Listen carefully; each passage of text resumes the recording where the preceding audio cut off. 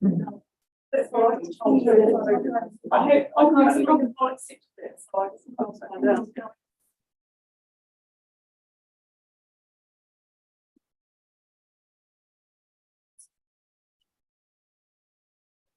Okay, all right.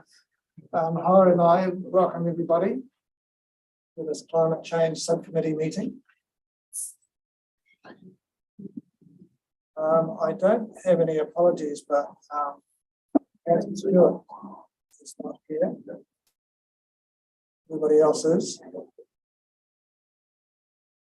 just note that I don't think we can accept an apology unless it's been made. So we have today we have Noel Peterson here. Noel, would you like to come up?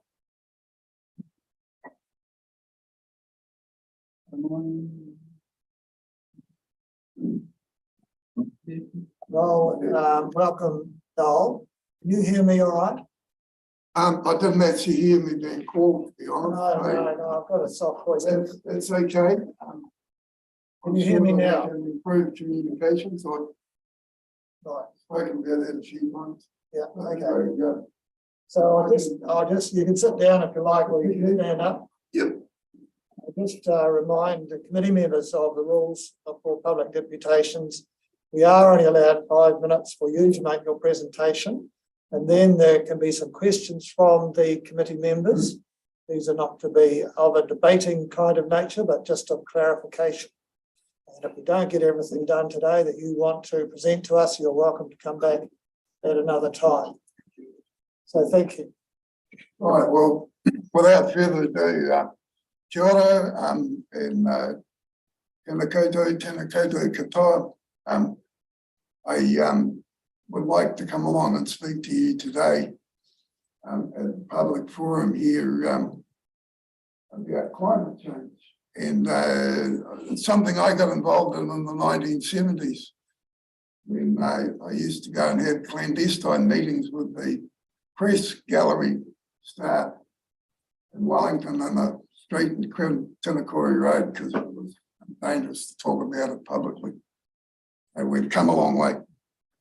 And I'd like you firstly to pay attention to the header on this document that I've sent you, because by dwelling on those points, we may come up with a lot of the solutions as to what the whole. And I'd like to say we're facing a global emergency, and like it or not, it's arrived. The situation is not unlike a world war scenario. We need to take appropriate action now. I spoke to the Invercargill City Council Wellbeing Committee in December, and you'll have a copy of that there. And I also sent a video in which I don't think got to you, but it's available on the City Council website, and I might bring it in and put a link in next month. And I was told there by the chairman that you folk were taking the lead, so I'm here to speak to you as well. And I did notice that he made a comment on the Southern Tribune just the other day that he's working, the Invercargill City is working in conjunction with Environment Southland in relation to climate change. But when I was there, it was sort of like, well, it's Environment Southland's problem, not ours.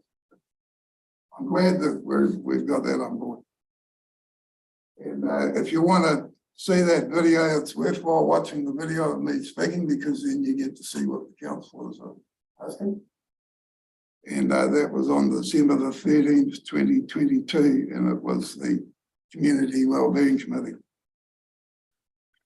One of my main concerns, as I've already said in the document, is the lack of climate education and resistance to agreeing that climate change exists, or disinterest in taking mitigation and adaptation action. In other words, doing something about it. Everybody's, living their lives and having a jolly good time, but unfortunately the party's getting to the point where it's just about over.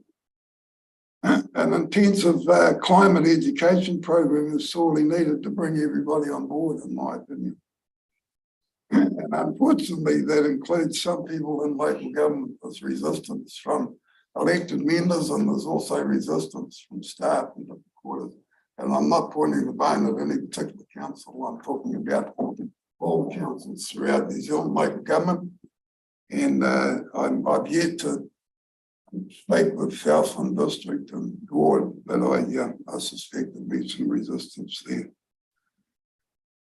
What I'm asking for is, please consider looking at what you provide as climate education. Please widen the scope of how and what climate change education you provide. But start thinking outside the square. You know, you've got your standard things that regional councils talk about to do with climate change, but you're not expanding it to a degree. And there's also a need to provide financial and media support for local not-for-profit groups and individuals currently providing climate and sustainability education. I actually spoke to a not-for-profit group today and said, they actually brought that up, and I said, well, I was going to speak about it today. And you need to start spending some serious money on this matter.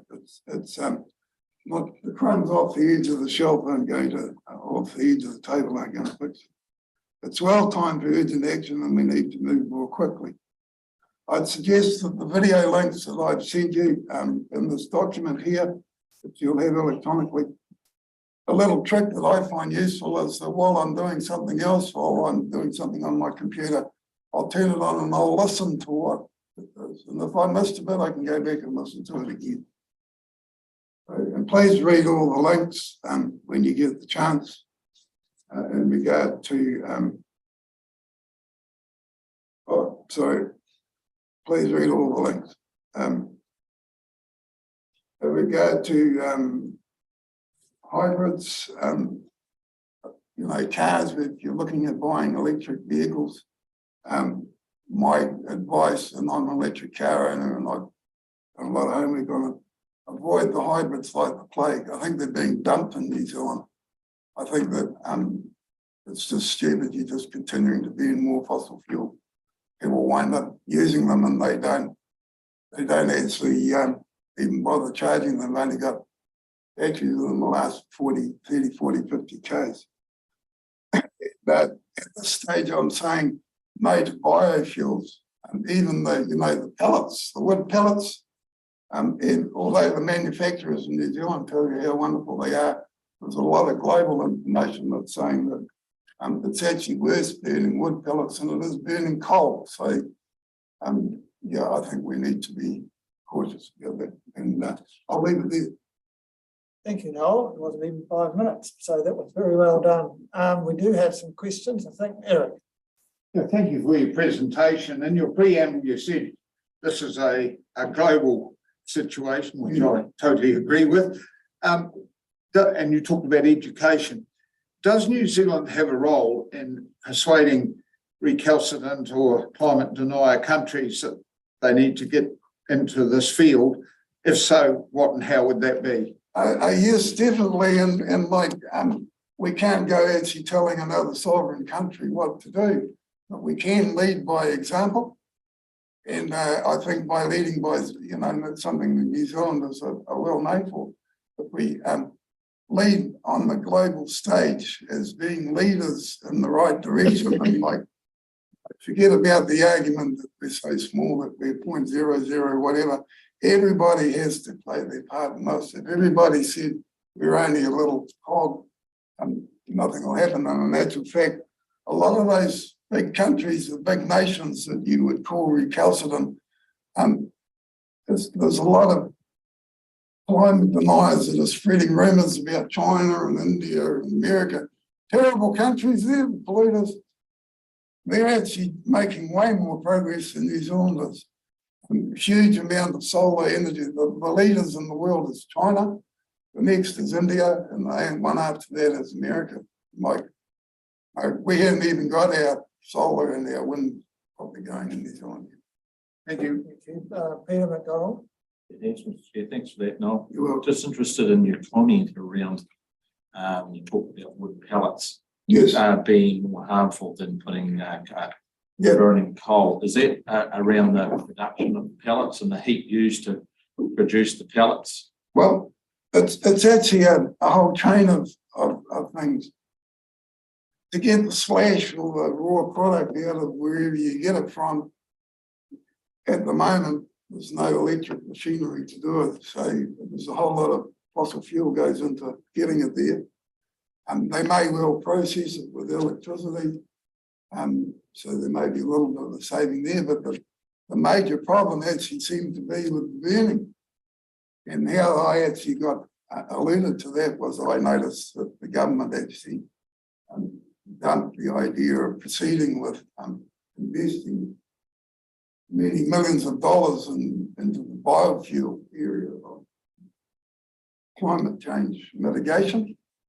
So I went and had a look, and what I noticed was that companies that were selling wood pellets had these wonderful stories about how marvellous they were. Ontario and God knows who, councils bought into them. But if you look and question it, you'll see that I found at least 10, there could be more, documents from reputable sources that were saying that they're actually the wrong way to go. You need to stop doing it. And one of the arguments with biofuels is to gather up enough to make it even worthwhile. You've got to have huge acreages and Thank you. Thank you, Mr. Chairman. Yeah, well done, Noel. I think that I really enjoy the position you're taking, particularly you're recommending an education program that we could drive from here. My question is, and you'll know that all about this, because you've given a number of examples where information that was accepted by a lot of people turns out to be not the case. How are you sorting through this labyrinth, this morass of information, and finding out the truth? And how do you recommend that we do that? I think, Councillor, that I started talking about this kind of thing back in the 1970s. And a lot of what was coming out in the early era was from reliable sources. Since then, particularly in the last decade or so, maybe last 2 decades, there seems to be a concerted effort by people to pass out this information. I find personally that I look at everything that comes across my desk. I look very carefully as to its sources. If it's something of a big picture global importance, it needs to be peer reviewed and it needs to be a reliable source. You get to know who the climate deniers are that are spreading misinformation. And I guess, you know, there's things like pellets. And for years, I mean, I can remember one of the original people who was campaigning for using wood pellets was actually the leader of the Green Party. And, you know, that was something that the government took on and swallowed a hook, line and sinker. And, you know, don't get me wrong, maybe there is a useful way of using biofuels, but there seems to be a problem there. So we won't get it right every time, but it's about getting reliable factual information that comes from reliable sources and then putting it out through information centres like, I know there's an environment centre in Riverton. I was speaking to some young people from the SPCA and they said, gosh, if you can get us some information that we can hand out, some education material, we'd do it. And there's lots of groups like that. Thanks, Chairman. Thanks, Noel. I'm really interested in your climate education hub idea. Yeah. So I'm wondering, as a starting point, what would be your top priority for what the hub might cover off if we could magic up the extra funding to make it happen? Yeah. What would be the top priority that you would want? Yeah. On the hub? As I actually said to the Coastal City I said it was climate education, and it was actually the deputy mayor that asked the question, and he said, no, he said, but what in particular? And I was a little hesitant to say anything in particular, and what I suggest is that you let me put my thinking cap on over a period of time between now and the next time that this subcommittee convenes. And I may well be able to focus on an answer for you. And Michael. Yes, thanks for coming in, Noel. And you mentioned that we're working together with Invercargill City Council. We're also working with Gore and Southland District, Right. so that we do get a regional flavour. But while we're leading it, we want everybody having skin in the game, understandably.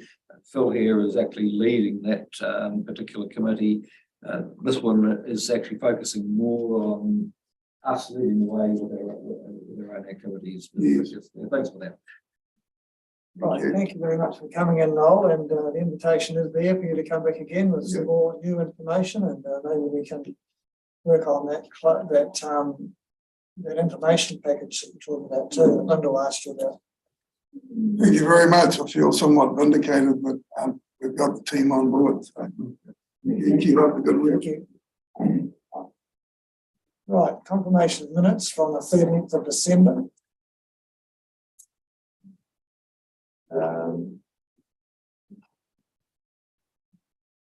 Would like to move as a true and correct record? Yep. Wendell? Thank you. Seconder? Bill, thank you very much. All those in favour, please say aye. Carried. I don't think that I have any reports from anybody. Any other urgent business? Chairman, can I add a general business item rather than an urgent business item? I'd just like to clarify some pathways for Phil and yourself to report Oh, yes. from the interagency space and what's going to be the most efficient. But we can come back, we can add that to the end if you like. Okay. Have that as an item on the agenda in the future. Is there anything, Phil, that you feel is burning that you'd like to report on from that meeting? Only just report that one, it was a successful initial engagement with the governance level group. We agreed on, we modified the draft terms of reference, and they'll be likely confirmed at the subsequent meeting on the just before Easter. And we also agreed on a co-chair arrangement with from Tammy and myself. It was positive to see people open to that idea. Can I ask? Sorry, got slightly informal all of a sudden. Where did the idea for the co-chairs spring from? That was my suggestion. I put it to Stuart Bull initially, and then subsequently Dean. See, they were first of all open to the idea, and then before putting it to the meeting. Thanks. Okay, thanks. Yes, Michael? Yes, just on that, I know one or two interagency rural forum, we're now instituting sort of a bullet pointy type what happened to the meeting to go back to all councils. And I think we just talked about communication. I think that is quite important that that all local government members are able to follow the progress. Otherwise, you tend to get an anonymous committee that might be doing a fantastic job, but if you don't get the publicity, you're not taking people forward. Right, anything else? Did you want to, sorry, Chairman, do you want to continue that conversation now, or will we come back to it after the item? When do you think it'd be most appropriate? We'll probably come back to it, I think. Well, Mr. Chairman, could I just ask a question? In terms of, so for example, councillors, including myself, often send through articles with the topic of climate change through the general email account. Is there any way or any desire for those articles to be somehow collated and recorded as input into the way we think, because otherwise there really isn't much formalised stuff. We seem to be needing to gather our own information about a lot of these things, and nobody knows what the other person knows particularly. Is that a thing that we could do? A reading list or a... Perhaps, Rachel, could you suggest a way that you can ask a question at a council meeting? There's no questions here, but maybe there's an opportunity for councillors to bring up topics. So Somehow. I can't see any barrier to a mechanism whereby there's an article of particular interest that's forwarded through, and we include that in the agenda for the meeting. There's a list of recommended reading, etc., and stuff that staff come across could be included as well. But It'd be great. We need something that... There's a limit on the amount we can read it. Oh, yes, that's right. Just read the important stuff. Bill, One risk that we surfaced through a project pre-mortem exercise at the working group was the risk or the public sensitivities around this information. It's a very emotional topic, climate change, and it's certainly fraught with risks to I'll call it the hygiene of our information environment. So if we are to be sharing resources, I think we need to, as councillors, pay extra attention to label or screen or scrutinise information we may be sharing, and to make it quite clear, perhaps with at least some form of accompanying curation comment, why we think it's important and the source of it. So whether it's a research journal, abstract, or an opinion piece, or from a blog, that people understand the source of the information and can sort of, I guess, assess its credibility in that information hygiene space.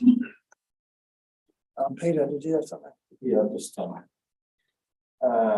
in regards to the cross-council committee being formed, and this is a subcommittee, I'm looking at the terms of reference, and it says down the bottom, it's a living document and will be reviewed by the committee as required. Do we have to change that to reflect the status now, as we do have the committee that Phil co-chairs now?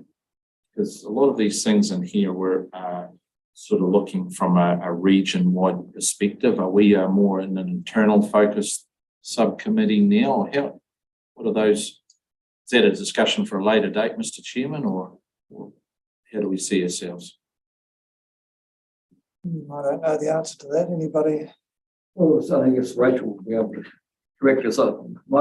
My understanding was that the internal one is a subcommittee of our council, but actually the other is of all the councils, which will, so it's not a subcommittee of this committee, it's to the combined territorial councils itself, but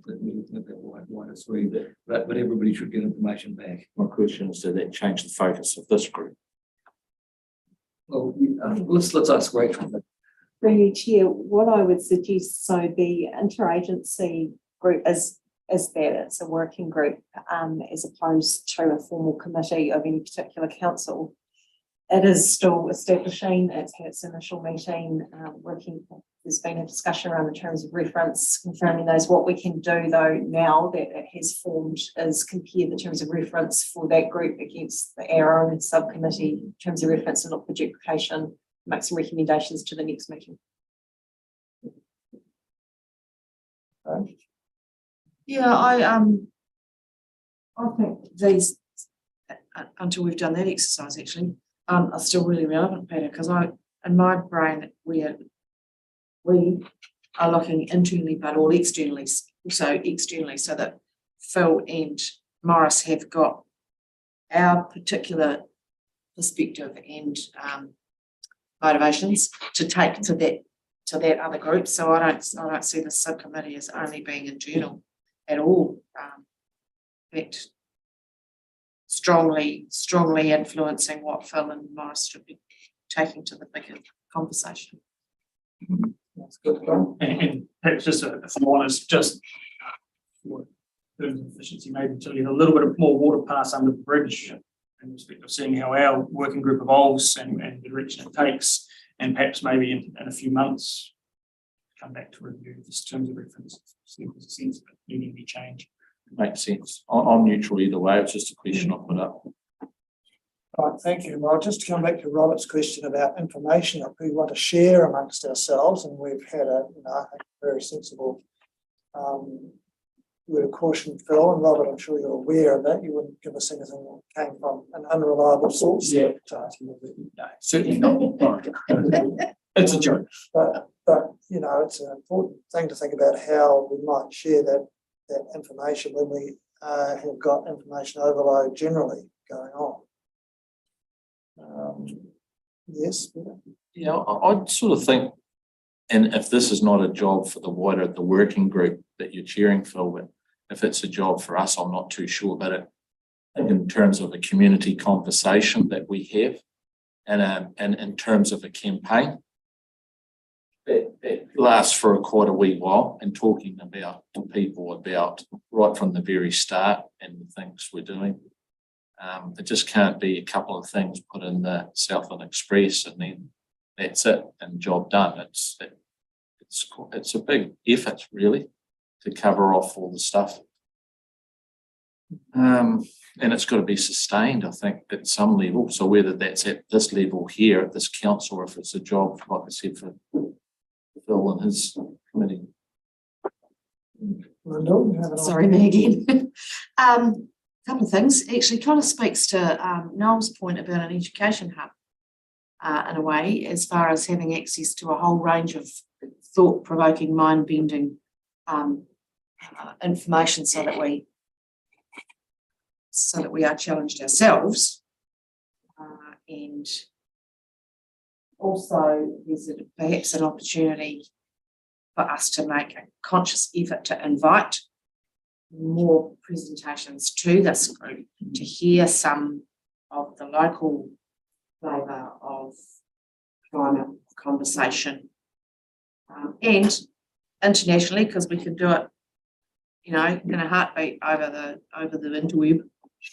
So yeah, I guess that to educate and upskill ourselves, we've got a number of ways we can do that, including people like Noel who can come in, or whatever. Great idea, I think.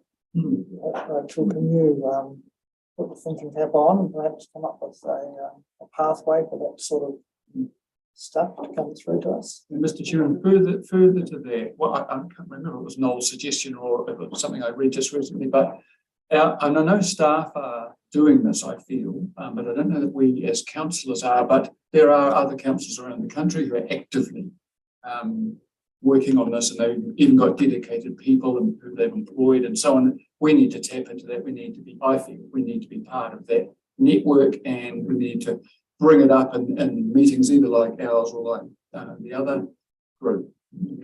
We need to know where we're at, and because it's happening right now, and I think it's so I don't know how that sounds to you, Rachel, but absolutely. So I could just note that there is across the regional sector a climate change significant interest group who are doing quite a bit of work. There's discussions with Otago, between the councils in Otago and Southland. So I think what we should do, based on the discussion, is bring back a proposal of how we could start to move in this space. yeah, good. We need a resolution to do that? Or? Yeah, Also, actually going to suggest that, Mr. Chairman, that perhaps having heard the conversation, Rachel does come back. Something like, one of my concerns is if we throw too much information out on these committees, people get lost in it. This is complex, it's hard, but avoiding duplication, linking into other regions, I think is really good. We're going to get national direction when the third piece of the RMA replacement comes through, but regional flavour. But this we'll be talking about everything from managed retreat to where we should be building houses in the future. And I just wouldn't like to get that lost. Having a portal where you could, with those who want to see everything, that's fine. But if we put it all on one site, we just might lose direction. But you take on board what we'll see. Sorry, Mr. Chairman, I've just remembered that I've kept a secret all to myself. After the last Zone 5 and 6 meeting in Glenham, I was talking to some other people of similar mind, and they've started, one of the councillors from Christchurch, ECAN, has started an online conversation once a month, I think we've decided, and any councillors of this, this persuasion can zoom in and join in the conversation, compare notes. What's the lady's name from Queenstown, who's now ORC? Bus lady, she did the bus initiative. Anyway, lots of really invested Zone 5 and 6, so South Island councillors. So I will share that information with you now that I've remembered it. And you're welcome to join the next conversation, councillors, if you want. Yeah, that's very good. Now, one Friday. But just add to the ideas, I think it's really valuable ideas coming out, and maybe we've had our regional forum that's been quite successful too, and they engaged in a few drop-in sessions around the province, and maybe that could be something for maybe the working group to do, or maybe us or something like that can. So we need something really, if we're going to make a resolution, we need something reasonably specific. I've written something out here which you can consider. That the subcommittee asks staff to prepare a plan that brings relevant, reliable information on climate change issues that affect the council to this committee. I think it needs to include the sort of networking with other TLAs and regional councils as well. Because I think it needs to include that. Or maybe that's a separate. One of the sources of reliable information presumably is the work that other councils are doing, which would that cover what you mean? Well, I just identified when someone said all these other councils, they're like-minded people, and then I think the umbrella over that is just a wider collective of good information. But Okay, well, I've added including information and networking opportunities on climate change issues that affect us. with other councils and TLA. Yeah, well, sort of networking. Right, okay. Cool. I'm going to be for nicotine. You get just. I think I've got the hang of it. It's won't read it again because it's rather long, and if I just haven't got it, I can bring it back. But it's there. I'm happy to move that. If somebody would like to second that. Yeah. No. Yes. Yes. Yeah. Oh, Lyndall, thank you very much. All those in favour, please say aye. Aye. That's carried. Thank you very much. So I don't have a chairman's report, but we do have a staff report though. So we'll go on to that now. I'll keep the staff who've been working on the updates. you.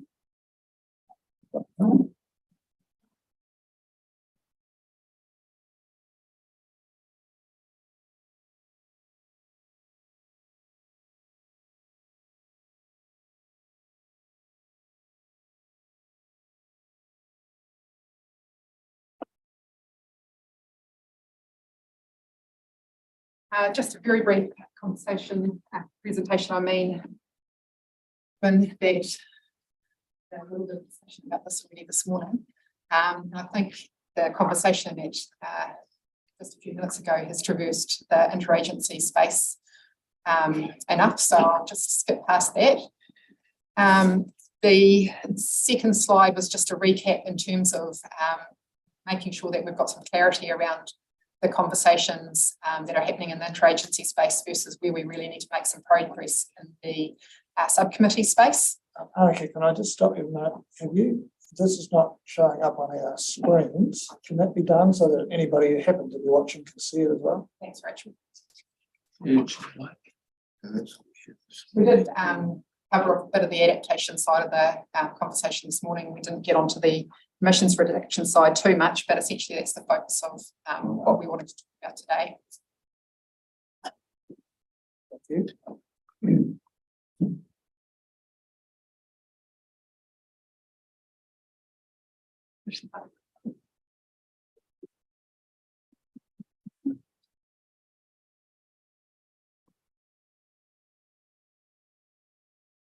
So specifically the right-hand side of that diagram where it says internal measurement of greenhouse gas in action to reduce emissions, and that we need to work out what our internal policy direction is on that. And in between, that wee box in between is about the fact that there is potential to align on some of this with our partner agencies as well.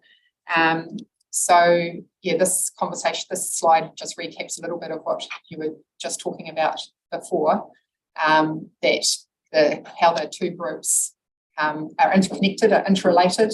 The conversation at the subcommittee in terms of what conversations are actually taking place relate to both sides really. So in particular today, wanting to focus on the internal side, where Environment Southland really needs to step up and start walking the walk on some of this.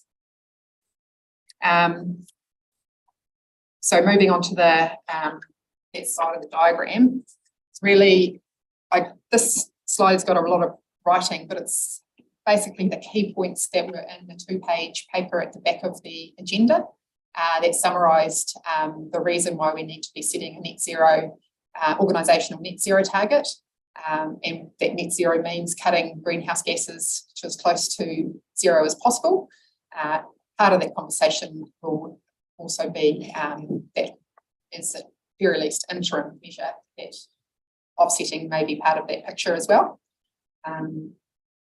Nationally, we've got a commitment to being net zero by 2050. So in a sense, that's the minimum target that we can set. There's not really any way we can say that we want to do 2090 or some other target. At the end of the day, 2050 is the minimum because that's what's being guided to us by the national direction and the international direction too, might I add. There is the possibility of having interim targets, and the idea of interim targets is to break things down into chunks and make it more manageable. We have basically, once we set a target, we need to make it it's about setting it as an organisational commitment.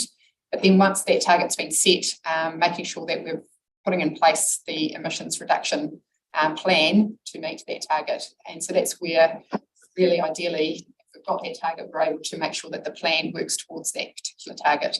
Monitoring and measurement will be part of that, and obviously the fact that we need to walk the talk as an organisation in the emissions reduction space. So this is just a wee picture which is very, I guess you could say rough and ready, but it's a good enough starting point. And I've got this as a handout. It's very hard to read. So thanks, Lisa and Rachel, for handing that around. But essentially, it's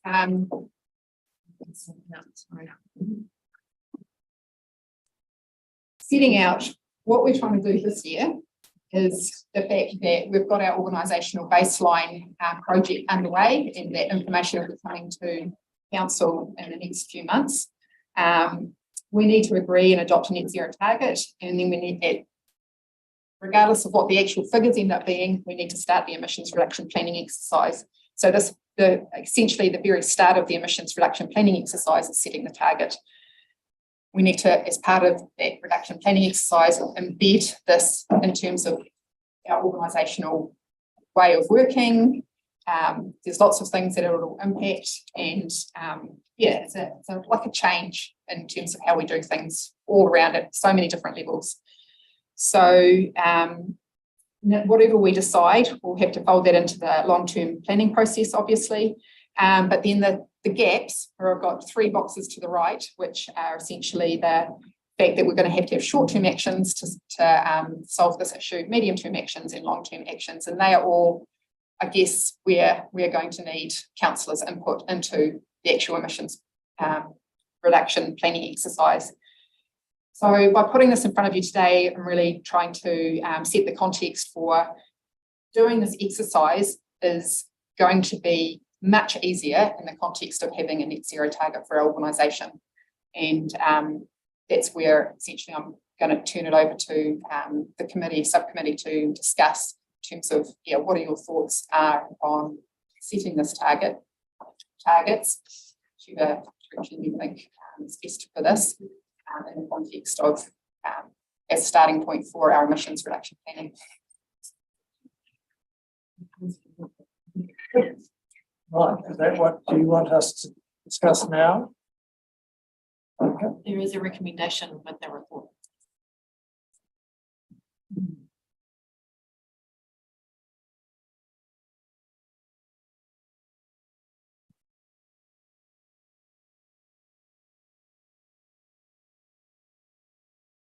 Right, so the recommendation on, just underneath the heading there,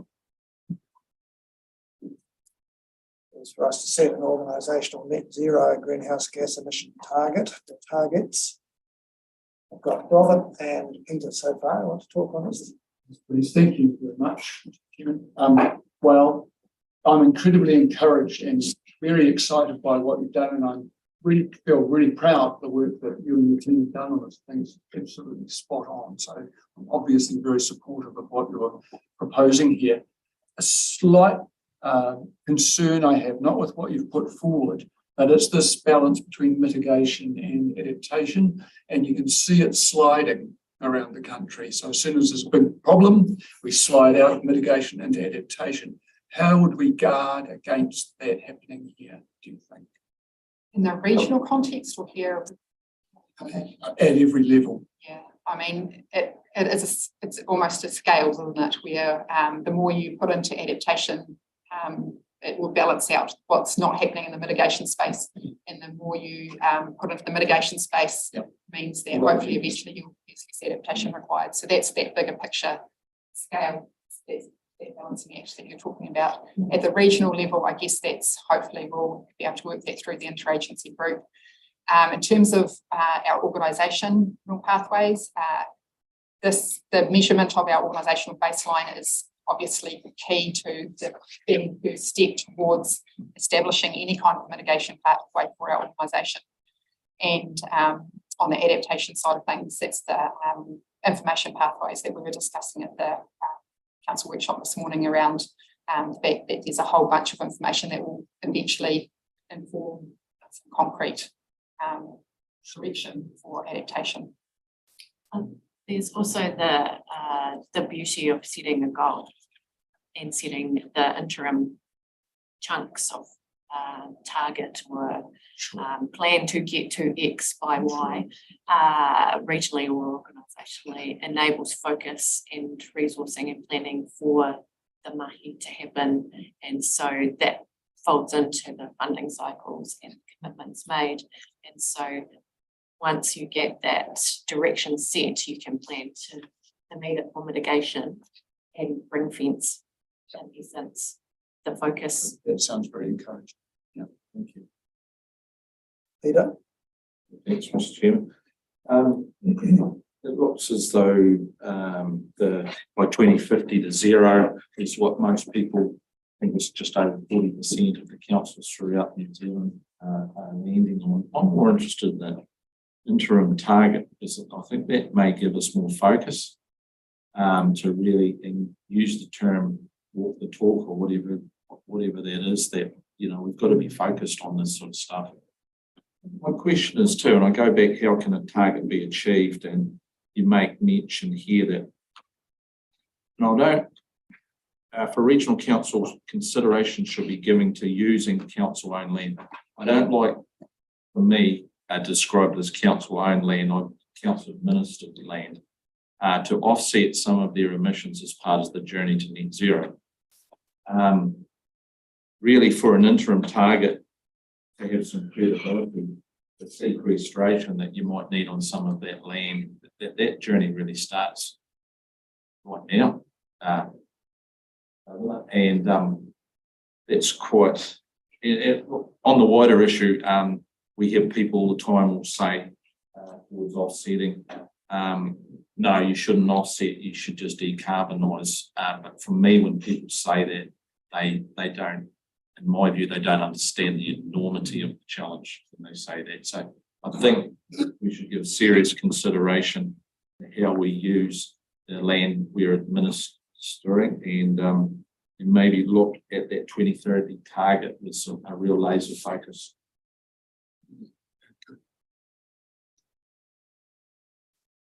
Thanks, Peter. And I've got Lyndall next and then Malcolm.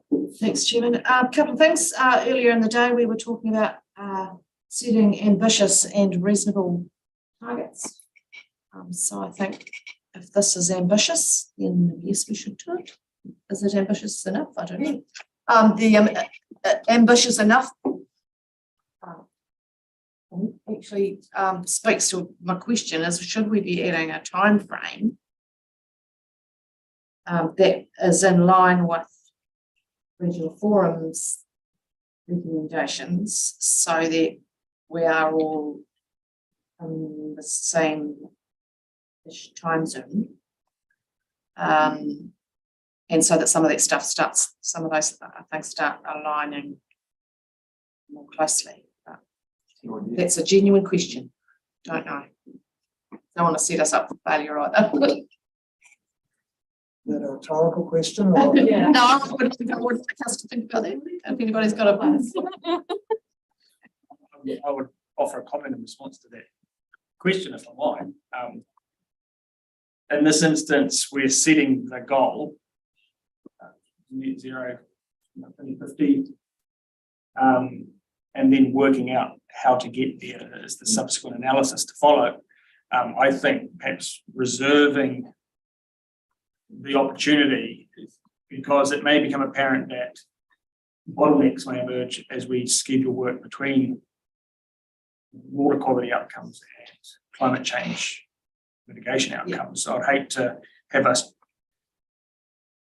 encounter bottlenecks in our work that prevent us achieving on both fronts concurrently. So my question's really because there's not the reference to net zero greenhouse gas emission targets doesn't reference a time frame. And the 2050 is maybe just all that needs to go in here. An amendment to the recommendation. Yeah. So we had envisaged you would discuss timeframes. Apologies if it's not clear. Right. And just a comment on this too, sorry, through you, Mr. Chair, is that at all stages this is an iterative process. And so while as a very minimum, the 2050 target that would be the minimum, that as the baseline is established and we're getting to a place where we're really comfortable with numbers, and that will take a wee bit of time, because baselines are an evolutionary thing as well. But as that evolves, then we can come back and revisit the need for targets and, make sure that they're working for us as well. But ultimately, the minimum target would be the net zero 2050. And just to acknowledge Councillor Ludlow's question, the flip side of thinking work work streams as linear is that the water work stream and the climate work stream actually integrate, create outcomes also for biodiversity and equality. And so as you build the steps and the compounding benefits for the communities. That's right. Yes, Mr. Chairman, probably on the same page as a few here. The recommendation, I think, it's a little bit vague at the moment. Obviously, we can't go beyond 2050, so that's the maximum. But I haven't got enough information to say we could do 50% by 2030. I like the idea of the staged approach because you do the reset, and it's a bit like the water thing. If you jump straight out to the limit, people can think, oh, it's a long way out and it's a bit hard. But I think that structured approach is really good. So if whatever we put out here today, I think it should engender a report that would come to strategy and policy outlining what we have to do to reach some of those targets. So we do have an idea of it, what's the social cost, what's the cost, but let's get on that journey. There's been some good comments already, but maybe we do need to reword that, because it's saying we note the report and resolve to recommend to Stratton policy to set organisational net zero greenhouse gas emission targets, but I'm not sure it's giving enough direction. I mean, we could just say 2050, but I would actually like to see a more comprehensive plan going. You think by this date you could, by 2030, you could do this, this, and this. It may include some of the things that Peter's talking about. We will start to do some mitigations that actually go past that, but it's actually having a pathway. Thank you, Eric. Yeah, look, it's one thing to say we're going to be here by 2050. I think this is great because we've made a start. We've got some things we can do and look to and go. What first strikes me is here we are still dependent on things outside our responsibility to happen.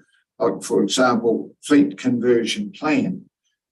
Unless there is viable green energy alternatives, that can't and won't happen. And if we are to say replace Huntley's coal now and convert half of the current fleet of cars and trucks to electric, we need the equivalent of 6 new Manaporis spread around the country. And if that doesn't happen, then or a viable economic effective hydrogen process that hasn't yet been invented, we're going to struggle to actually do that. We also need a science component in there for agriculture. We've talked about Asparaginus and plantains and a whole range of other things there, but that needs to continue as well. But this is a good start point, and I would expect that it would be adapted. We need focus points to just check on progress on the way too. So I'm supportive of what's happened, but acknowledge there are some gaps that aren't our responsibility. Thank you, Eric. Robert. Thank you, Mr. Chairman. You're quite right. And I think when you come to it's kind of an impasse, the unknown. Yeah. And we, Phil, as you know, got some skills in this area of planning toward unknown outcomes. So I think what you have to do is you have to make a decision. You can either think, well, no, it can't work because this could happen, or you say, look, we're just going to assume that it's best case scenario and we'll go for it. So that's why I think this plan will go for it, recognising that we're going to have to monitor as we go. Keep an eye on it. Yep. And also with Peter's comment about I presume you were meaning tree planting or Peter or wetland creation on our controlled lands. That can happen anyway and should happen anyway. It doesn't have to be figured in with our, we won't say, oh, we'll take the foot off the pedal here at ES because we've got these trees there. We can act as though we don't have those trees there, but they are, and they're doing all their other benefits. So it's kind of like an insurance system, but it shouldn't be, what's the word? It shouldn't be factored in at this stage as being, oh, well, you understand what I mean? So it's all good. I like all of these ideas. Yeah, exactly. And that could be a huge good investment. Discussion needs to have on that land that we administer is that can we use that for our own internal operations to offset our operations? I think that discussion needs to take place first, whether it's appropriate or not. Phil, have you got anything like that? I was just wondering in terms of timelines, knowing that you've looked at what other councils have done or haven't done yet, was there a sort of an obvious sort of set of interim goals or dates like 25% by 2030, 50% by 2040, 100% by 2050? Have patterns emerged?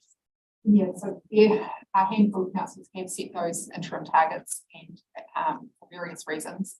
But what it has done, it's driven the level of priority to make sure that something gets done. So it's taking away, it's not necessarily focused on whether it's achievable or not, it's that aspirational type interim target so that we're driving, it's reflecting the level of priority that council is giving to that work that needs to be done. Doesn't probably quite answer your question, does it? Well, just wondering if there was an appetite today to put some provisional flags in the sand in terms of those timelines or percentage gains over time against these, or if you guys to come back with what you suggest is reasonable. Yes, because from what we've seen across other councils, there is a lot of good ideas in terms of what we can pick and use for our own emissions reduction planning exercise. So it's not necessarily that we have to start from scratch here. We can look around and say, what's the best practice and what would be a workable solution for us, given our context. Each region is different, though. They have special needs here. Yes. Well, following on from what Bill suggested, is it too presumptuous to put some interim targets in, like some have had 50% by 2030, that seems overly and probably unrealistically ambitious, considering the only real option that we've got to come out with some kind of serious reduction is to grow trees on our leased lands. But when we think about that, we've already got a whole lot of livestock on those leased lands, which are emitting carbon dioxide, and to even have a neutral kind of situation on those farms. If it's sheep, you need around about 10% of that area to be carbon neutral. If it's beef, you need double that. So we're going to use our leased lands to make the equation work. We have to incorporate that in it as well. So that can be done. We can work that out. So initially we have to work out how many tonnes of carbon dioxide the organisation is producing from its vehicles and its buildings and its everything that it does, and then look at how we can offset those. We can reduce emissions to some extent by having electric cars. But as Eric says, that's a long-term thing. It's got a vehicle replacement policy that will be difficult to alter without really upsetting the budget. So there's a whole lot of these things we have to think about. But I'm sure you're aware of all that stuff. But I would be keen if this committee could recommend an interim target and agree to the long-term target of net zero by 2050, but have either one or two interim targets, as Bill suggested, that we really can, find out what we're emitting, see how we can mitigate those or offset those, and get to those targets we've set. So a whole lot of people that want to respond to that, I'll say that, Lyndall, and then Nicola. Thanks, Chair. I just want to go back to the recommendation that we've got in front of us, which is to recommend that we set an organisational net zero greenhouse gas emission target and take that to strategy and policy. So I think I'm not hearing any disagreement around that basic recommendation, but I think there's another conversation going along with that about timeframes and expectations, and I'd perhaps reinforce the Chairman Horrell's point earlier that we probably need, to your point also, a report that gives us some breakdown of how all of that might wash out. And I'm just, I recommend councillors have a look at the External Reporting Board, XRB's climate related disclosures, not wanting to suck the life out of this conversation, but there are a whole lot of external reporting requirements on us now that will feed through from the risk committee as well. So I think we need a report, and I'm hoping that staff have got the time amongst all the things to bring us something so that we can talk about in more detail and with some knowledge the 2030 and the 2050 and how that might all play out. I know that kind of sucks the fun out of it somewhat, but it's fun for some people, I'm sure. Nicole. Probably following on in a similar vein, I think we could recommend setting targets in principle, but actually we need the red on the bones to take back to strategy and policy, and it may well be like we had this morning, 2 or 3 scenarios, so you can actually make an informed decision. That sounds very sensible. I was getting a bit carried away before. Thank you very much. No. Anybody else? So you've got the letter S in brackets there. So I think it would be quite good to take the brackets out, because we might have interim targets or an interim target as well as a long-term target. So that's to my point. Is everybody happy then that we do approve this recommendation? It goes to the S&P committee, and that will give staff an opportunity to look at various scenarios that could be realistically achieved and be optimistic and be aspirational as well. Rachel? All right, so would someone like to move the recommendation, taking away the brackets around the S? Lyndall? Yep. Thank you. Seconder? All those in favour, please say aye. Aye. Still wondering whether it's clear enough, because the media are watching this quite with some interest, I know. So have we encapsulated, does that recommendation encapsulate the conversation? That's my only question. And I think it's been a really good Perhaps we need conversation. another one, Yeah. Gina. Next, we need to ask staff to. Well, that would be the finish action. committee with the Yeah, can we just note an action that the staff now furnish a report with timelines and Couple of options. options, timelines and options as an action plan to the motion that we've just passed. Yeah, I think that's inherent in that, but are you, Annika, are you happy with that? Do you think it needs further clarification, or are you? Can we just clarify, is that report going back to the subcommittee or back to strategy and policy directly? Stratton Poll. Strategy and policy is, but would you like further elaboration on exactly what we want for that? So I did get a sense that there was a bit of consensus around the 2050 as the long term, and it's Yeah. more about the fact that Yeah, what steps. that will be taken Steps. in between in terms of the Yep. interim targets. A bit more detail around that, otherwise it may not fly at Stratton Poll. Absolutely. Yeah, and how it fits with the other work that's. Opportunities and implications. Yeah. And their proposed budget increase. So, Nicole, would you like to add some words? But we would have to have another. Well, it could be a second resolution that we asked the staff to go away and prepare a report for strategy and policy to enable us to set those interim goals. I'll second. Okay, any discussion on that, Peter? Mr. Chairman, I just like to think that's a really good idea, because it's easy, it must be easy for councillors right across the country just to come up with a figure and move on to the next item. I think that we've been really prudent here to make sure that when we set a target, it can be achieved. So I still think that the interim target will be the one that we will have to have a lot of focus on. I think that's important to do that work on that too. Yeah, no, I support, and I'll second that motion. Got a second.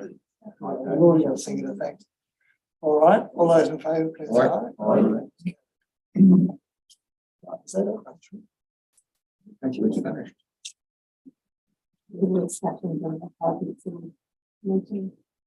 Yeah, just that extra item. A reminder of that. Just the report back from the interagency meeting which we started, but we've agreed in. So I think the issue, Gina, was there is a pretty busy schedule for that interagency working group. We do have notes that are captured and will be shareable from that. And I think the question was, should we be reporting back through this subcommittee, or should I report back to strategy and policy directly on what has occurred? Or is it a dual reporting thing?